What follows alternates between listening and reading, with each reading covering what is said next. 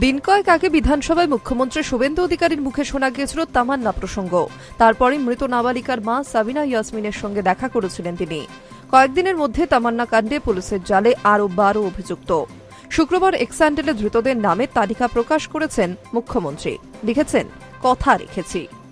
গত বছর 23 জুন উপনির্বাচনের ফল ঘোষণার দুপুরে কালীগঞ্জ থানার মোলান্দি গ্রামে দুষ্কৃতীদের ছোড়া বোমার আঘাতে মৃত্যু হয় 9 বছরের তামান্না খাতুনের। ঘটনায় নিহতের মা সাবিনা ইয়াসমিন 24 জনের বিরুদ্ধে কালীগঞ্জ থানায় লিখিত অভিযোগ দায়ের করেন। অভিযোগের ভিত্তিতে তদন্ত শুরু করে পুলিশ। প্রথম দফায় 11 জনকে গ্রেফতার করা হলেও বাকি অভিযুক্তরা পলাতক ছিল। সুবিচারের জন্য প্রাক্তন মুখ্যমন্ত্রীর সঙ্গে দেখা করতেও চেয়েছিলেন তামান্নার মা, কিন্তু তা হয়নি। পালাবদলের পর মঙ্গলবার বিধানসভায় তামান্না খুনের বিষয়ে উল্লেখ করেন মুখ্যমন্ত্রী শুভেন্দু অধিকারী। তিনি জানিয়েছিলেন তামান্নার পরিবারও বিচার পাবে। এরপরই তামান্নার মা সাবিনা ইয়াসমিনের সঙ্গে দেখা করেন মুখ্যমন্ত্রী। কথা দিয়েছিলেন ছোট্ট তামান্না বিচার পাবেই। এরপরই শুরু হয় পুলিশের ধরপাকড়। একের পর এক শুরু হয় গ্রেফতারি।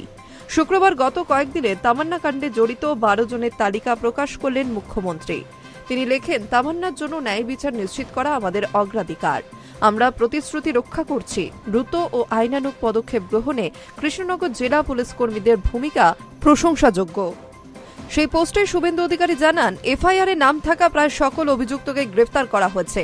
গত কয়েকদিনে পুলিশ বাহিনী গুরগাঁও ও নাগপুরের মতো জায়গাতেও তল্লাশি চালিয়েছে। সেখান থেকেও গ্রেফতার করা হচ্ছে অভিযুক্তদের। মুখ্যমন্ত্রীর এই ভূমিকায় খুশি মৃত খুদের মা। Hi news network.